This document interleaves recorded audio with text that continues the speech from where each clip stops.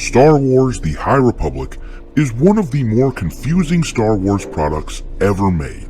On the one hand, it often presents itself as just another piece of Star Wars media with serious characters and serious writers, but on the other hand, new headlines pop up frequently to remind us how infantile this crap is, even though it tries to be taken seriously. How old are you, kid? 11? 12? I'm 31 years old.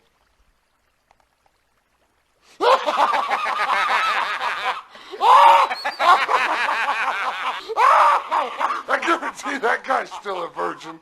If you don't know what I'm talking about, well, in this video I'm going to give you a quick history lesson on what the High Republic is and why it is so mocked by a large segment of the Star Wars fandom.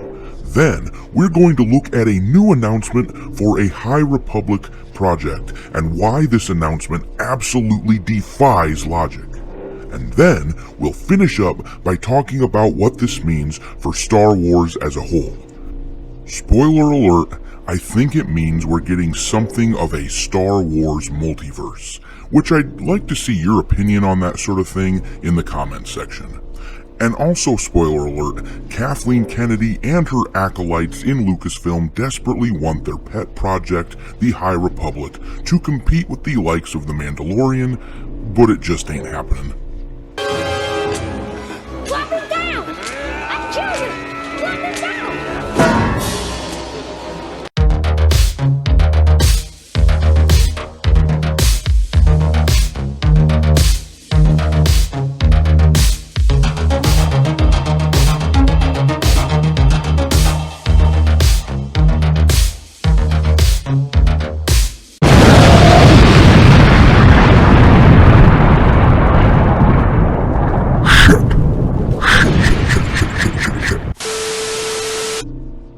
For any of you who are unaware, the High Republic is a series of books and comic books set in the centuries leading up to the events of the prequel trilogy films. It has largely been under the influence of the likes of Kathleen Kennedy and her acolytes, the sort of people who draw a big red X through the most popular character in the entire franchise, one of the biggest reasons the franchise was worth the billions that Disney paid for it in the first place. I'm kicking my ass, do you mind? Yes, we mind very much, Lucasfilm. Would it be alright with you if we didn't vandalize this important piece of our culture? To better illustrate what I'm talking about, let me give you a quick trip down memory lane. I'm going to show you Star Wars material written by talented writers, and I'm going to show you material written by the hacks in the High Republic. See if you can spot the difference.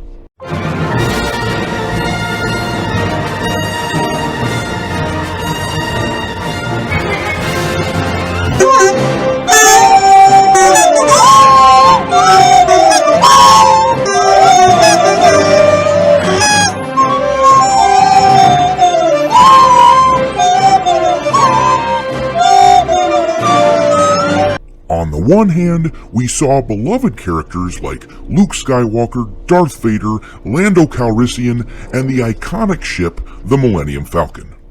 On the other hand, the High Republic produced Geode, a sentient rock whose action figure comes pre-installed in many people's yards.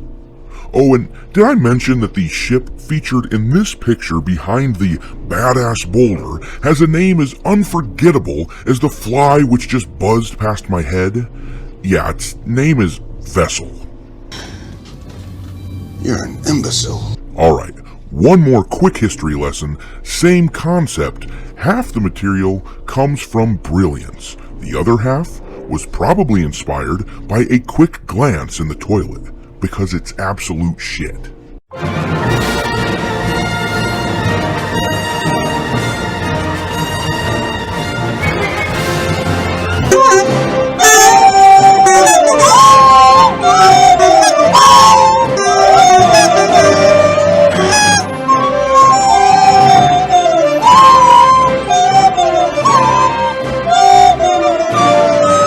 The first half was the legendary duel between Darth Maul and the Jedi Knights of Episode 1.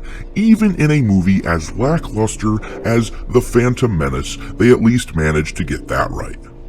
The other part was the legendary bake-off between a stupid-ass and a dipshit. The sort of battle in which nobody wins, especially not anyone gullible enough to actually purchase this piece of crap. And yes, as you see here, they have the audacity to charge for this damn book. If the world was a sane place, Disney would have been fined for its existence, and we'd have been compensated for having to hear about it. Justice. Okay, that's probably as much of a history lesson as the High Republic deserves and as much as my sanity can take. Let's dive into this article from Cinelinx. It reads, Kid-focused High Republic live-action series is in the works. Oh, goody. The High Republic era is continuing to expand, as we've heard a new live-action series is in the works, with the focus being on a younger generation of heroes. Over the past few weeks, I've been hearing a number of things from multiple sources. Some of these things I had heard last year, but with no context to go on, I just pushed them to the side. Funny enough, as I was poking around trying to find information on something else entirely, a familiar phrase from a source sparked me to revisit something. Stranger Things in Space.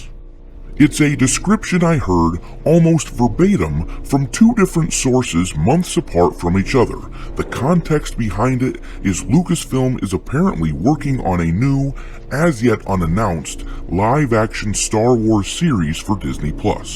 Unlike their current/upcoming shows, however, the primary cast and focus of the story would be kids in the preteen to teenage range.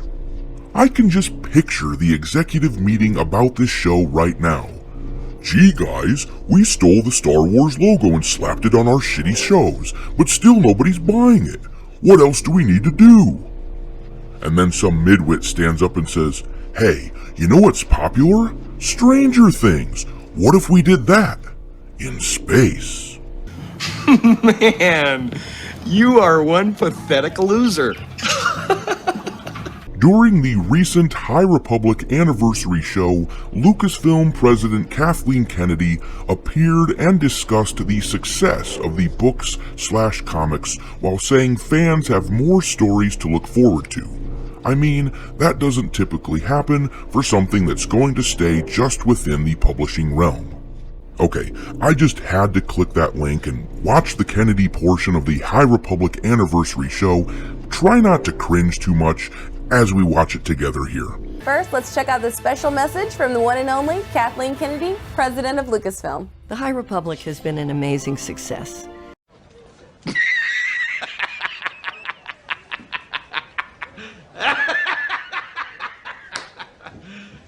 You serious? And it's so gratifying to see such a positive response to the original Star Wars storytelling. We've seen 6 instant New York Times best-selling novels, some of our best-selling Star Wars comics in years, and the first original manga story. As we come to the end of Phase 1, I want to congratulate all of the authors and thank the readers for your support. And please tell everyone to prepare for some truly exciting stories to come. I don't give a rat's ass. If Kennedy really wants to know how excited fans are for her pet project, all she needs to do is take a quick glance at the ratio for this video. 1.9 thousand downvotes versus 1.6 thousand upvotes. And they've pulled in a measly 30,000 views on a month-old video with a channel that has over 3 million subscribers. Absolutely pathetic. But if, for some reason, you need any extra evidence about the popularity, or lack thereof, of the High Republic, check out this chart from Google Trends. The red line represents the Book of Boba Fett, a show that people have at least some interest in. and the blue line represents the flat pit of apathy and despair, a prison of truth kept by the Warden of Pain. Nobody is searching up the High Republic because Nobody cares. So what does this mean for Star Wars as a franchise? Well, it seems to me that Kathleen Kennedy and her crew of acolytes are flinging crap at the walls, but nothing has stuck. The sequel trilogy sucked. Galaxy's Edge sucked. The High Republic sucked. None of her projects pulls in interest. On the one hand, it's gotta be nice to know that no matter how crappy she performs at her job, Kathleen Kennedy will get to remain at Disney even if she's only a figurehead of Lucasfilm.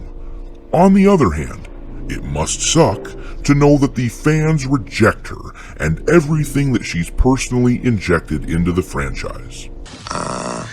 That's still tender. At the end of the day, I just think that Star Wars is essentially bifurcating. It's turning into two worlds. One where serious writers write stories that longtime fans who like to buy merchandise enjoy, and another where untalented hacks pretend they know what Star Wars fans enjoy, but when they get it so monstrously wrong and they get mocked, they go, "Oh wait, this is just for kids." And they sneer, and they pout, and they wish in vain that we'd all go away. Why can't you just die? As we saw in the video I did the other day, there's a real chance that the sequel trilogy gets nuked out of canon. I won't go into details for the sake of spoilers on the most recent episode of the Book of Boba Fett, but I will say this. In the comment section, a few of you educated me about a few instances in which Jon Favreau and Dave Filoni already decanonized material from the Kathleen Kennedy comic books. So I think we're watching something of a multiverse pop up in Star Wars. DC and Marvel can't stop talking about that concept, so why can't Star Wars have a multiverse of its own? I'd love to hear your thoughts in the comment section of this video. Should the galaxy far, far away have a multiverse? I really want to know what y'all think. My opinion on the topic as of right now, let the people who enjoy the High Republic and The Last Jedi have it. And I say this with absolute sincerity. If you like that stuff, more power to you. Peace. No arguments here, but let the rest of us have a Star Wars free of the sort of doofishness that thinks bake-offs are appropriate in a franchise that literally has the word war in its title. I mean, there has to be a way for us to coexist and find peace, right? I cherish peace with all my heart. I don't care how many men, women, and children I need to kill to get it. Thanks for watching, me hearties. If you haven't already, your captain is inviting you to subscribe to the channel and become a part of the crew. Life as a space pirate may not be glamorous, but there's always plenty of booty.